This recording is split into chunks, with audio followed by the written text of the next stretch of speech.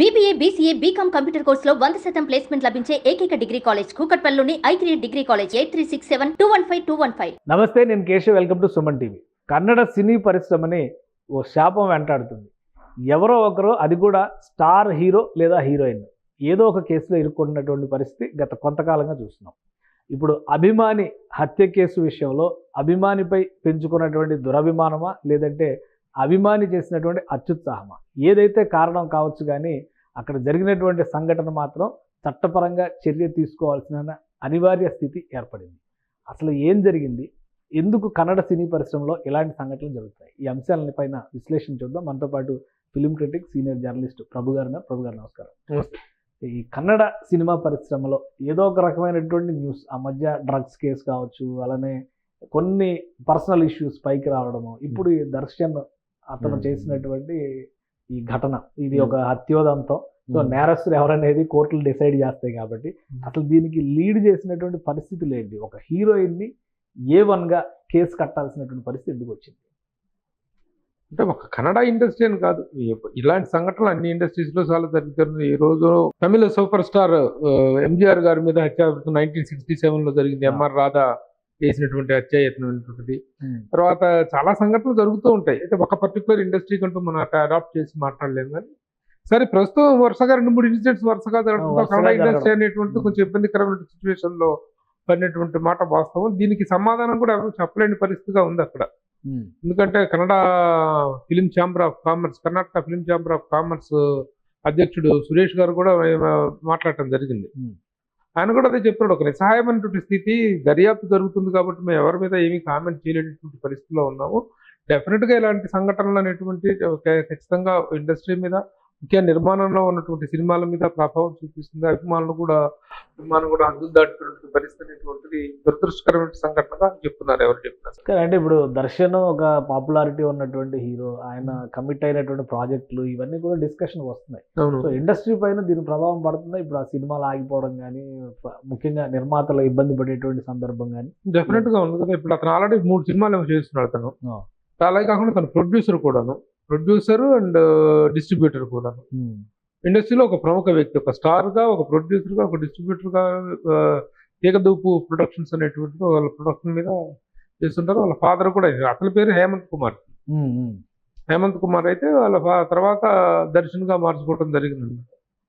Production house start చేసేసి మంచి సినిమాలు చేశారు. డిస్ట్రిబ్యూటర్ గా మన తెలుగులో హిట్ అయిన ఎన్నో సినిమాలు అక్కడ రీమేక్ చేయడం జరిగింది. ఒక నెంబర్ 1 స్టార్ గా ఎదిగినటువంటి వ్యక్తికి ఈ పరిస్థితి ఎదురు కావటం అనేటువంటి నిజంగా చాలా బ్యాడ్. ఇమోషన్స్ ను కంట్రోల్ చేసుకోలేకపోవటం అనేటువంటిది. ఎందుకంటే ఎన్నెన్నో పాత్రలు, ఆ పాత్రల తాలూకు స్వభావాన్ని, ఆ పాత్రల తాలూకు భావోద్వేగాల్ని పోషించేటువంటి నటులు ఆ స్థితిలో తన ఇమోషన్స్ కంట్రోల్ చేసుకోలేక ఇలాంటి ఒక దుర్భాగ్య స్థితికి పడిపోవటం అనేటువంటి వీళ్ళు ఎలా అభివర్ణించాలో కూడా తెలియనటువంటి పరిస్థితి.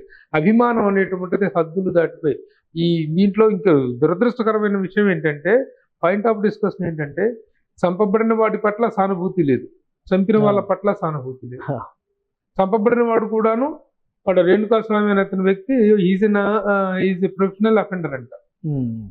హ్యాబిట్యుయేటెడ్ అఫెండర్ గా పోలీసులు అతన్ని, గతంలో కూడా 2-3 లేడీస్కి ఇలాంటి అసభ్యకరమైనటువంటి మెసేజ్లు పంపించి వాళ్ళని ఇబ్బంది పెడితే వాళ్ళు పోలీస్ స్టేషన్లో కంప్లైంట్ ఇవ్వటం జరిగింది. ఆ కంప్లైంట్స్ మీద యాక్షన్స్ తీసుకోవటం కూడా జరిగింది. అలాంటి హ్యాబిట్యువల్ వాడు ఇతని అభిమాని కావటం అతని దురదృష్టం, దర్శన్ దురదృష్టం. అది వాడు తన అభిమాని కావటం, ఇతనికి కొంత చిన్న ఇమోషనల్ అండ్ క్రిమినల్ బ్యాక్గ్రౌండ్ ఉంది. ఇతనికి ఇమోషనల్ గా 2 సందర్భాల్లో, ముఖ్యంగా భార్యతో విడాకులు అనేటువంటి విజయలక్ష్మి అనుకుంటాను వైస్ పేరు, ఆవిడతో విడాకుల కేసు ఒకవైపు నడుస్తుంది.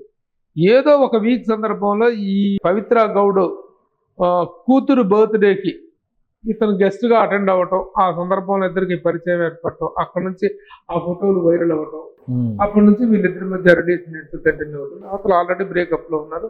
ఆవిడ ఇతని మీద పోలీస్ స్టేషన్ లో కేసు పెట్టడం, 14 రోజులు రిమైండ్కి వెళ్ళాడు ఆల్రెడీ.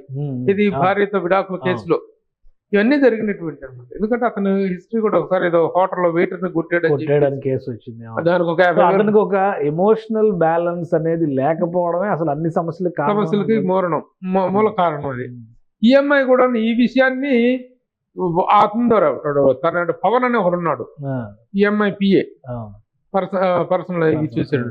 ఆ పిఏ ద్వారా వీడు అని చెప్పేసి తనే వాటితో చాట్ చేస్తున్నట్టుగా, పవన్ అనే వాటితో చాట్ చేయించేసి తన ఫోన్ నుంచి చేసినట్టుగా చేయించేసి, ఆయన ఫలానా దగ్గర చిత్రదుర్గాలో ఉంటాడు, ఫలానా మెడికల్ స్టోర్లో పనిచేస్తుంటాను, ఆయన సో అని చెప్పి వాడితో మాయ మాటలు చెప్పి నమ్మించి వాడు అడ్రస్ ట్రేస్ చేయడం జరిగింది. ఓకే. ఎప్పుడైతే వాడు అడ్రస్ ట్రేస్ చేయడం జరిగిందో, ట్రేస్ చేసిన వెంటనే దర్శన్కి తను ఈ విషయం చెప్పడం, దర్శన్ అక్కడ చిత్రదుర్గాలో ఉన్నటువంటి తన ఫ్యాన్స్ అధ్యక్షుడికి ఈ విషయం చెప్పేసి వాడిని కిడ్నాప్ చేసి తీసుకురావాలి, ఇచ్చి ఒక చిన్న వార్నింగ్ ఇచ్చి గట్టిగా చెప్పి అదే అంతటితో అయిపోయింది. కానీ కొట్టి చంపి చాలా పోలీస్ రికార్డ్స్ చూస్తే, కేసు ఫైల్ అయినటువంటి విధానం చూస్తే కరెంట్ షాక్ ఇచ్చి చేశారని, అతను చివరికి అతని చెవి కూడా కట్ చేశారని, పార్ట్స్ మీద, మర్మాంగాల మీద కొట్టారు, ఇది చాలా బిర్యానీ తినిపించారని, బిస్కెట్ అయిన అతనితో బిర్యానీ తినిపించారని, రకరకాలుగా. అంటే సినిమాల్లో చూపించేటువంటి విలన్స్ చేసేటువంటి చిత్రహింసల కార్యక్రమం మొత్తం కూడాను, వైలెన్స్ మొత్తాన్ని కూడా ఇక్కడ హీరోయిన్ చేశారు. అది వెరీ బ్యాడ్ లక్. ఏంటి ఎటు టర్న్ తీసుకోవచ్చు ఇక ఈ అంశం అంటే లీగల్ ప్రొసీజర్ లోకి వెళ్ళేసరికి కొంత సమయం పట్టొచ్చు ఇక దర్శనం. ఎందుకంటే కూడా ఇండస్ట్రీలో కూడా ఇలాంటి మామూలుగా ఏదైనా సంఘటన జరిగినప్పుడు రెండు వైపులా ఆలోచనిస్తావు, రెండు వైపులా చేయటం అనేటువంటి ఒక కోణం అనేది ఉంటుంది.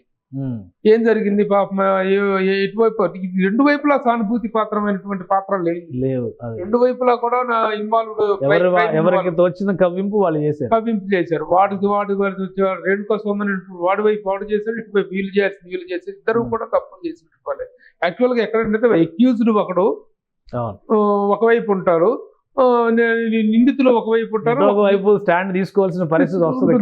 కానీ ఇక్కడ కన్నడ ఇండస్ట్రీ కానీ, కన్నడ పరిశ్రమ కానీ, లేకపోతే మీ బోట్ మన బోటాలను కూడా మీడియా కూడాను ఒకవైపు స్టాండ్ తీసుకుని మాట్లాడేటువంటి అవకాశం లేనటువంటి ఒక అరుదైన సంఘటనగా దీన్ని మనం చెప్పుకోవచ్చు. సో వాళ్ళ దురదృష్టవంతులు తలరాత అలా ఉందని అనుకోవాలి. అలాగే ఉంది. విమానం అనేటువంటిది ఆ స్థాయికి వెళ్తాయి. అభిమానులు చాలా మంది, నిన్నే మనం మహేష్ బాబు గారి మీద అభిమానికి ఏ విధంగా ఆదుకున్నాడు ఒక గొప్ప సంఘటన మనం గురించి మాట్లాడుకున్నాం. అట్లాగే అభిమానులు వాళ్ళు ఎలాంటి సేవా కార్యక్రమాలు చేస్తున్నారు, ఎలాంటి ఇవి అవుతున్నారు. వాడి ఫ్యామిలీలో ఏదో జరిగితే వీడిపోయి వాళ్ళకి అసభ్యకరమైన మెసేజ్లు పెట్టేసి లేనిపోయిన ఇన్వాల్వ్మెంట్, వెరీ రేర్ కేసు. చాలా రేర్. అర్జున్ రెడ్డి సినిమాలో యాంగర్ మేనేజ్మెంట్ గురించి చెప్పినట్టుగా ఇప్పుడు ఎవరు ఎలా కంట్రోల్ చేసుకోవాలి భావోద్వేగాలను చెప్పాల్సినటువంటి పరిస్థితి కనిపిస్తుంది. ఇంకోటి కన్నడ పరిశ్రమకి సంబంధించి ఈ మధ్య కాలంలో జరుగుతున్నటువంటి ఇన్సిడెంట్స్, డ్రగ్స్ వ్యవహారం కానీ ఇవి కానీ ఇవన్నీ కూడా పర్సనల్ ఇష్యూస్ పక్కన పెట్టి చూస్తే ఇలాంటి ఇష్యూస్ ఇండస్ట్రీ పైన ఎఫెక్ట్ చూపిస్తే అసలు ఒక రేంజ్ లో కేజీఎఫ్ లాంటి సినిమాలు వచ్చినప్పుడు అందరూ కూడా తెలుగు ఇండస్ట్రీ వైపు ఎలా అటెన్షన్ చూసారో కన్నడ పరిశ్రమ వైపు కూడా చూశారు. ఈ ఇన్సిడెంట్స్ మొత్తం డిఫేమ్ చేసినట్టుగా అనిపించట్లేదా? ఎప్పుడు కూడా వ్యక్తిగతంగానే ఉండాలి తప్ప నాకైతే ఒక ఇన్సిడెంట్ తాలూకు ఇది ప్రభావం మొత్తం ఇండస్ట్రీ మీద చూపించేసింది, ఇండస్ట్రీ మొత్తం దెబ్బతింటది అనేటువంటి దాన్ని నేను ఎప్పుడు నమ్మనండి. ఒక పర్టికులర్ ఇష్యూ జరిగితే ఆ ఇష్యూ తాలూకు వ్యక్తులు మరొక మాట్లాడాలి తప్ప ఇండస్ట్రీ అనేటువంటి ఒక పెద్ద వ్యవస్థ, ఒక గొప్ప వ్యవస్థ, చిత్ర పరిశ్రమ అనేటువంటి ఒక గొప్ప వ్యవస్థ.